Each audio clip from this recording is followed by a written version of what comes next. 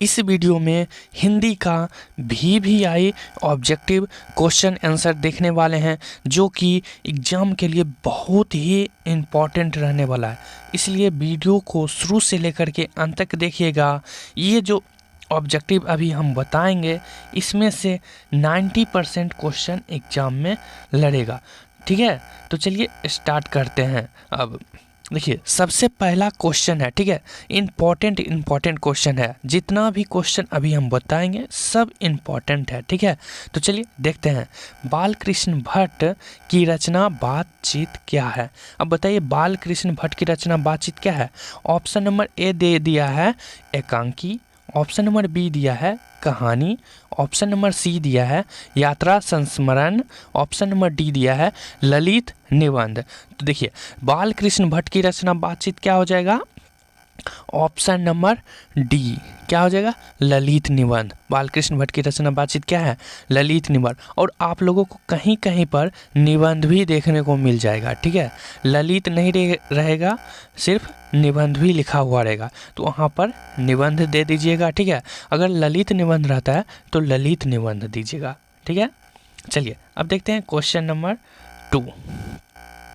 Question number 2 देख लीजिए, कह रहा है किसे लोक नायकों के नाम से जाना जाता है? लोक नायकों कहो या फिर लोक नायक कहो, ठीक है। कहीं कहीं पर लोक नायक और कहीं कहीं पर लोक नायकों भी देखने को मिल जाएगा। देखिए, option number A Mahatma Gandhi को, option number B Jayaprakash Narayan को, ऑप्शन नंबर सी महाकवि जयसी को, ऑप्शन नंबर डी बाल गंगाधर तिलक को। किसे लोकनायक के नाम से जाना जाता है बताइए?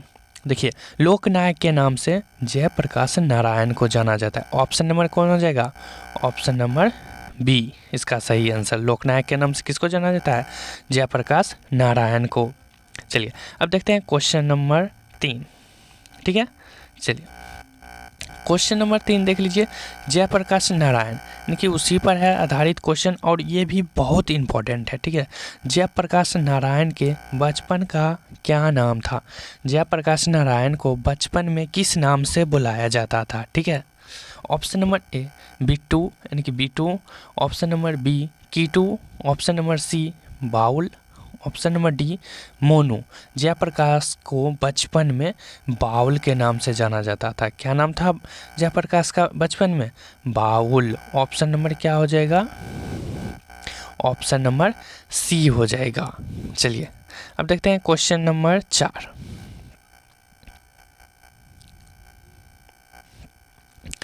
देख लीजिए, कह रहा है पुत्र वियोग शीर्षक कविता में कवित्री का खिलौना क्या है?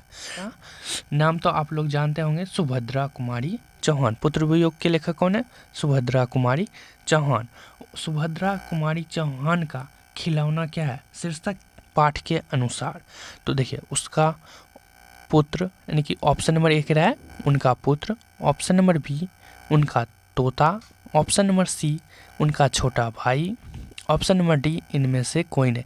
तो पुत्र वियोग शीर्षक कविता में कवित्री का खिलौना क्या है? उनका पुत्र, ठीक है। क्या इसका आंसर हो जाएगा? उनका पुत्र, ऑप्शन नंबर ए। चलिए अब देखते हैं क्वेश्चन नंबर 5।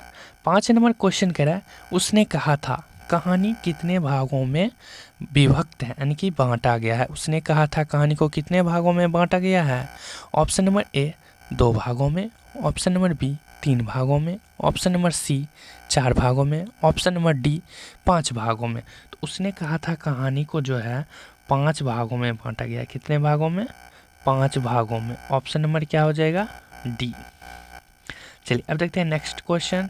नेक्स्ट आ गया है, देख लिए क्वेश्चन नंबर है, कह रहा है बातचीत से मन किस प्रकार का हो जाता है? बातचीत से मन किस प्रकार का हो जाता है? ऑप्शन नंबर ए क्रोधपूर्ण, ऑप्शन नंबर बी भारी और बोझिल, ऑप्शन नंबर सी हल्का और स्वच्छ, ऑप्शन नंबर डी इनमें से कोई नहीं। बातचीत से मन किस प्रकार का हो जाता है? देखिए, हल्का और स्वच्छ। आप किसी से बात करते होंगे तो देखिएगा, एकदम दोस्त के साथ रह देंगे तो एकदम हंसते हुए, एकदम पता ही नहीं चलता, एकदम मन हल्का हो जाता है। ऑप्शन नंबर क्या हो जाएगा? सी हल्का और स्वच्छ। बातचीत से मन किस प्रकार का हो जाता है? हल्का और स्वच्छ। चलिए नेक्स्ट अब देख लेते हैं। अगला क्वेश्चन कह रहा है मनुष्य की बातचीत का उत्तम तरीका क्या है। बातचीत का उत्तम तरीका, ऑप्शन नंबर ए विद्वतापूर्ण बात करना, ऑप्शन नंबर बी तर्कपूर्ण बात करना, ऑप्शन नंबर सी भीड़ से बात करना, ऑप्शन नंबर डी अवाक होकर अपने से बातचीत करना। देखिए, मनुष्य की बातचीत का सबसे उत्तम तरीका है अवाक होकर अपने से बातचीत करना। ऑप्शन नंबर क्या हो जाएगा, डी, अवाक होकर अपने से बातचीत करना। चलिए अब अगला क्वेश्चन देख लेते हैं।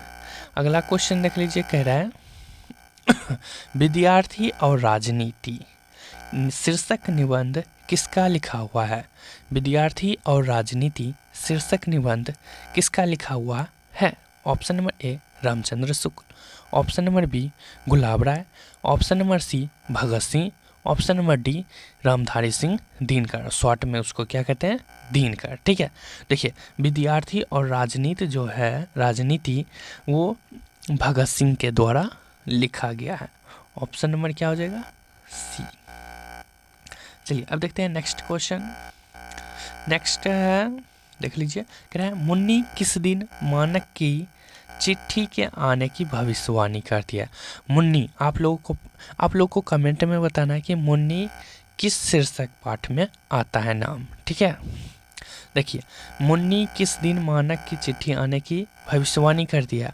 ऑप्शन नंबर ए कह रहा है बुधवार को, ऑप्शन नंबर बी कह रहा है बृहस्पतिवार को, ऑप्शन नंबर सी कह रहा है सोमवार को, ऑप्शन नंबर डी कह रहा है मंगलवार को। ठीक है, तो मुन्नी जो है भविष्यवाणी करती है कि मंगलवार को चिट्ठी आएगा। किसका चिट्ठी आएगा, तो मानक का चिट्ठी आएगा। इसका आंसर क्या हो जाएगा, ऑप्शन नंबर डी मंगलवार। चलिए अब देखते हैं नेक्स्ट क्वेश्चन। हाँ, चलिए अब देखिए नेक्स्ट क्वेश्चन कह रहा है सिपाही की माँ, सिपाही की माँ किस एकांकी संग्रह से लिया गया है। अब देखिए इससे कितना क्वेश्चन बनता है, इसमें आप लोगों को दो क्वेश्चन समझ में आना चाहिए। तो पहला नंबर तो सिपाही की माँ क्या है, एकांकी है। अब यहाँ पर ऑप्शन क्या दे सकता है, निबंध है, कहानी है, तो यहाँ पर और एकांकी है, या फिर इनमें से कोई नहीं। तो सिपाही की माँ क्या है, एकांकी है। यहाँ से एक क्वेश्चन हो गया। अब देखिए दूसरा क्वेश्चन, सिपाही की माँ किस एकांकी संग्रह से लिया गया है। ऑप्शन नंबर ए उसर, ऑप्शन नंबर बी भोर का तारा, ऑप्शन नंबर सी रेशमी टाई, ऑप्शन नंबर डी अंडे के छिलके तथा अन्य एकांकी से। देखिए सिपाही की माँ एकांकी संग्रह जो है वो अंडे के छिलके तथा अन्य एकांकी से लिया गया है। ऑप्शन नंबर क्या हो जाएगा, डी हो जाएगा। चलिए नेक्स्ट क्वेश्चन देख लेते हैं। नेक्स्ट क्वेश्चन कह रहा है मुन्नी और मानक की माँ का नाम क्या है। मुन्नी और मानक की माँ का नाम क्या है। Option number A Krishna, option number B Kisni, option number C Bisni, option number D Bimli. तो मुन्नी और मानक के मम्मी का यानी कि माँ का नाम बिस्नी है। ऑप्शन नंबर क्या हो जाएगा, बिस्नी। चलिए नेक्स्ट है आपका, देख लीजिए, कह रहा है त्रिच को कैसी कहानी माना जाता है। त्रिच को कैसी कहानी माना जाता है। ऑप्शन नंबर ए देख लीजिए आदर्शवादी कहानी, ऑप्शन नंबर बी आदर्शोन्मुख कहानी, ऑप्शन नंबर सी जादुई यथार्थ की कहानी, ऑप्शन नंबर डी विवादात्मक कहानी। तो त्रिच को कैसी कहानी माना जाता है, तो ऑप्शन नंबर इसका सी हो जाएगा, जादुई यथार्थ की कहानी, ऑप्शन नंबर सी। चलिए नेक्स्ट है आपका, देख लीजिए, कह रहा है हंसते हुए मेरा अकेलापन के लेखक कौन है। हंसते हुए मेरा अकेलापन के लेखक कौन है। Option number A Mohan Rakesh, option number B Malayaj, option number C Uday Prakash, option number D अज्ञा। तो हंसते हुए मेरा अकेलापन के लेखक कौन है, मलयज जी। ठीक है, ये आप लोग को याद रखना चाहिए, मलयज। ऑप्शन नंबर बी, ये तो चैप्टर राइटर नाम है। ठीक है, ऑप्शन नंबर बी। चलिए अब देखते हैं नेक्स्ट देख लीजिए, कह रहा है लेखक के अनुसार कुछ परीक्षाएं उत्तीर्ण कर लेने से कहीं ज़्यादा कठिन क्या है? अब देखिए कोनो परीक्षा उत्तीर्ण कर लेंगे वो हम जानते हैं, ठीक है, लेकिन उससे भी ज़्यादा कठिन क्या होता है? ऑप्शन नंबर ए, जीवन में उन्नति करना। ऑप्शन नंबर बी, जीवन खुशीपूर्वक व्यतीत करना। ऑप्शन नंबर सी, जीवन को समझना। ऑप्शन नंबर डी, इनमें से कोई नहीं। देखिए लेखक के अनुसार जो है कुछ परीक्षाएं उत्तीर्ण कर लेने से कहीं ज़्यादा कठिन क्या है? जीवन को समझना। ऑप्शन नंबर सी हो जाएगा, जीवन को समझना। चलिए अब नेक्स्ट देख लेते हैं। कह रहा है लेखक के अनुसार सच्ची शिक्षा हमें क्या देती है? अब देखिए लेखक के अनुसार सच्ची शिक्षा हमें क्या देती है? ऑप्शन नंबर ए, रोजगार। ऑप्शन नंबर बी, प्रसिद्धि। ऑप्शन नंबर सी, व्यापकता। ऑप्शन नंबर डी, इनमें से कोई नहीं। तो लेखक के अनुसार जो होगा शिक्षा हमें व्यापकता देती है। Option number C. चलिए और अब देखते हैं नेक्स्ट क्वेश्चन। नेक्स्ट है जे कृष्णमूर्ति का पूरा नाम। जे कृष्णमूर्ति का पूरा नाम क्या है? Option number A, Jayant Krishnamurti. Option number B, Jiddu Krishnamurti. Option number C, Jeevant Krishnamurti. Option number D, Janesh Krishnamurti. तो जे कृष्णमूर्ति का पूरा नाम हो जाएगा Jiddu Krishnamurti. Option number B, Jiddu Krishnamurti. चलिए अब देखते हैं नेक्स्ट। ओ यही आ गया ना, हाँ। चलिए नेक्स्ट है शिक्षा पाठ के रचयिता कौन है? शिक्षा पाठ के रचयिता कौन है? Option number A, Mahatma Gandhi. Option number B, Vinoba Bhave. Option number C, Jagdish Chandra Mathur. Option number D, J Krishnamurti. और देखिए शिक्षा पाठ का रचयिता कौन है यानी कि लेखक कौन है?